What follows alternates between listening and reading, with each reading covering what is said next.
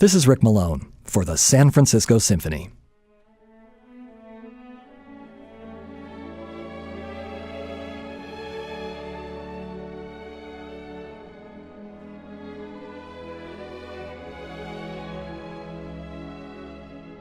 It's actually a wonder that Sergei Rachmaninoff's Second Symphony even exists, much less that it may be the most popular symphony written in the 20th century.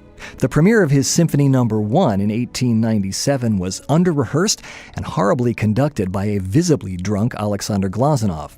It was such a disaster that it took 3 years of psychotherapy and hypnosis before Rachmaninoff could once again face writing a large-scale composition. Therapy helped him through the composition of his Piano Concerto No. 2, and its instant success gave him the confidence to compose again.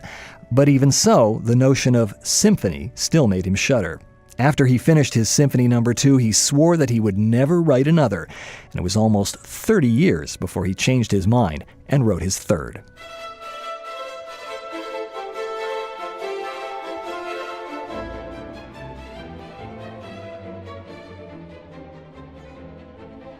By October 1906, Rachmaninoff was arguably the most famous musician in the world.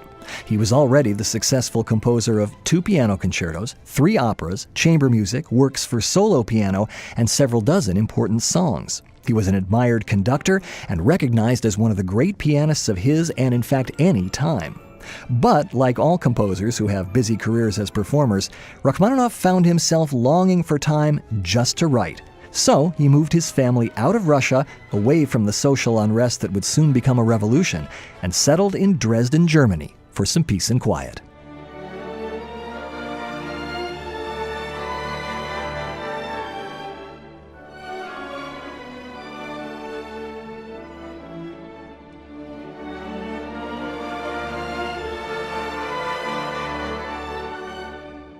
Rachmaninoff had developed 2 distinct styles as a composer.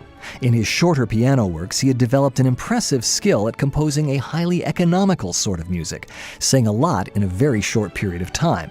But in his symphonies and concertos, he preferred, at least at this point in his development, a more expansive manner, spinning out long melodies, developing short rhythmic cells across the breadth of the orchestra, and finding ways to stretch dramatic tension almost to the breaking point before a resolution. One of the results of this expansiveness is that this symphony in particular has often been brutally edited by conductors, sometimes cutting out as much as a third of its length. But oh, how much they miss. Rachmaninoff's Symphony No. 2 begins in mystery, with low strings barely audible. What the cellos and basses are playing here is a pattern that turns out to have a large role in the symphony, sometimes on the surface, sometimes beneath it.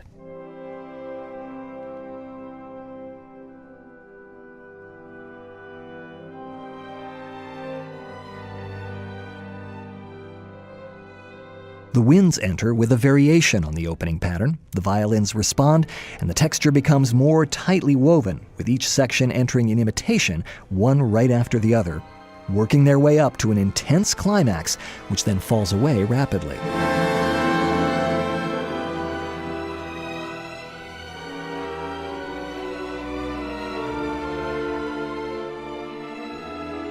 The first theme, introduced by the first violins, is yet another variation of the introduction.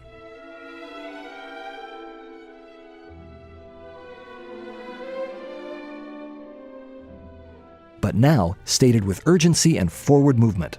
The symphony has been introduced in E minor, but here it quickly accelerates to its relative major key, G.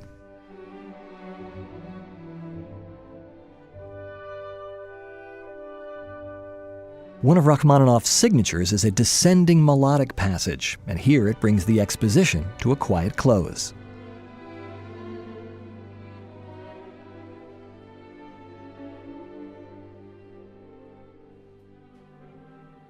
A violin solo recalls the introduction like a wisp of memory.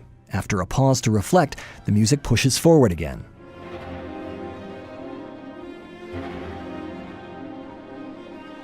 Rachmaninoff delays the return to the tonic key of E, drawing out the tension before beginning the recapitulation. Rachmaninoff studied with Tchaikovsky, the master of suspense, and clearly learned his lessons well. As the bass begins to rise again, a great crescendo begins.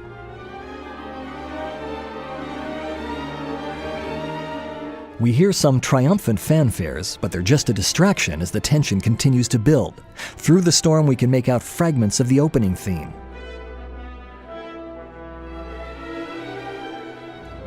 At last, the long, dominant pedal tone, which has been holding steady in the bass on B, is resolved to E, the keynote.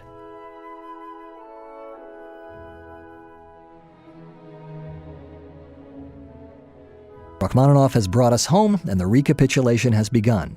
And once home, he moves swiftly into a powerful coda.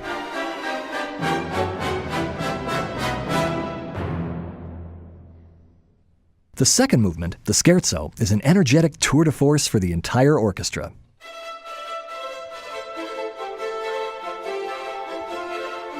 The key is A minor, and the reason the opening rings the way it does is that the violins play their rapid figures using their open A and E strings. No fingers to stop the strings from vibrating, even a little. Scherzo means joke in Italian, but even in this musical joke, Rachmaninoff gives us one of the big tunes he was so famous for.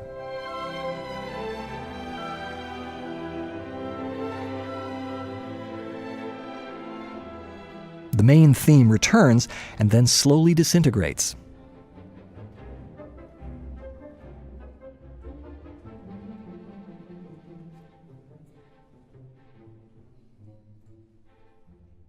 As Haydn supposedly said of a similar moment in his Surprise Symphony, this will make the ladies jump.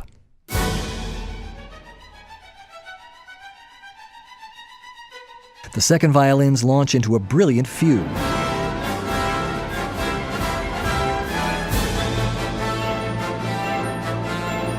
The Scherzo theme returns, and in the coda, Rachmaninoff quotes one of his own musical obsessions, the Dies Irae, or Day of Wrath, from the Gregorian Mass for the Dead.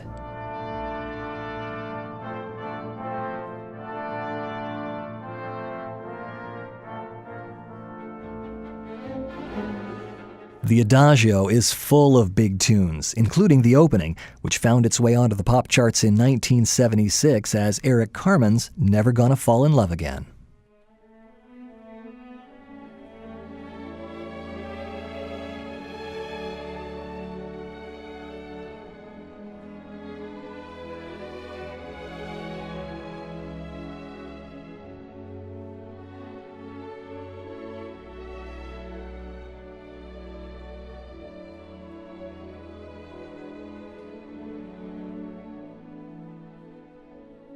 That one is the phrase people usually come out singing after this symphony, but it's really just the introduction. The main idea of the movement is introduced by the clarinet.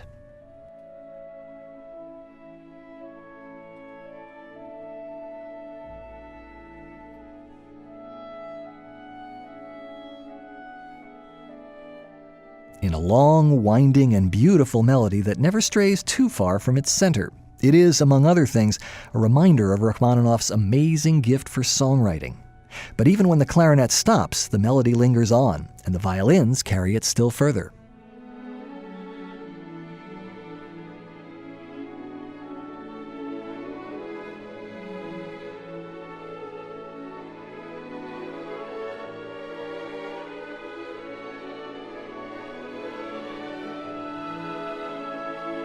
Rachmaninoff ends this section with the great yearning phrase that began the movement, and then the violins go back even further with their phrase from the opening of the first movement, though it is now more than twice as fast. Eventually, the entire orchestra gets a chance to explore it.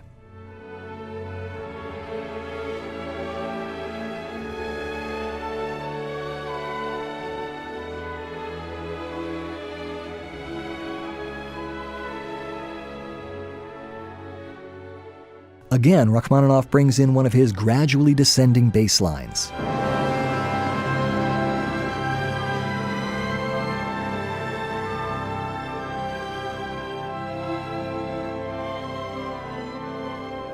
Which leads to a grand arrival in C major.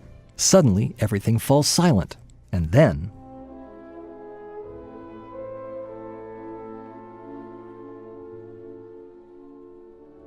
The solo horn begins a beautiful and mysterious melody which gets passed around the orchestra. Eventually, it turns into a transition to the return of the great melody that the clarinet played at the beginning of the movement, now in the violins.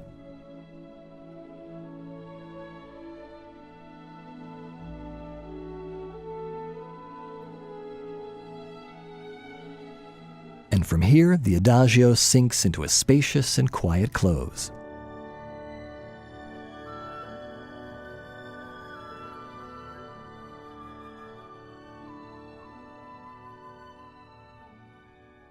The high-energy finale is back in the home key of E, but now it's E major.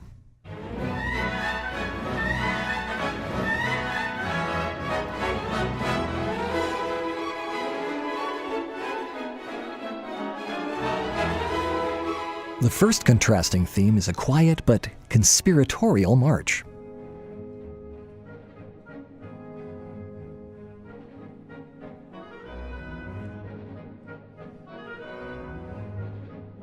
But it's just an interlude. The opening music returns, leading to another one of Rachmaninoff's big tunes.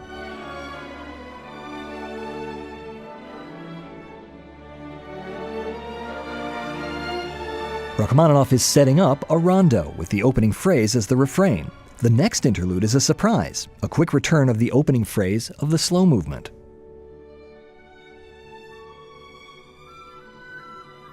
Then the high-speed movement resumes. This time it's the development section, with an amazing passage that builds from a few simple descending scales.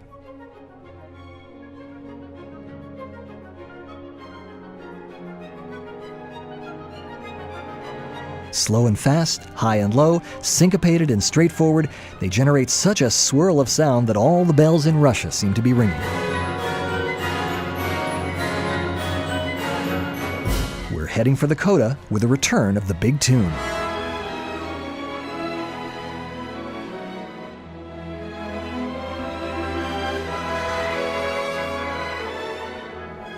And a headlong rush to the close, capped by Rachmaninoff's signature closing cadence. Everything that made Rachmaninoff a great composer is in this symphony. The big tunes, the dazzling orchestration, the intricate but inevitable construction that lets us recognize the plot points and say, ah, that's where he was going with that, and gives us such a feeling of satisfaction at the end. Quite a feat for a composer who had sworn just a few years earlier that such a thing would never happen.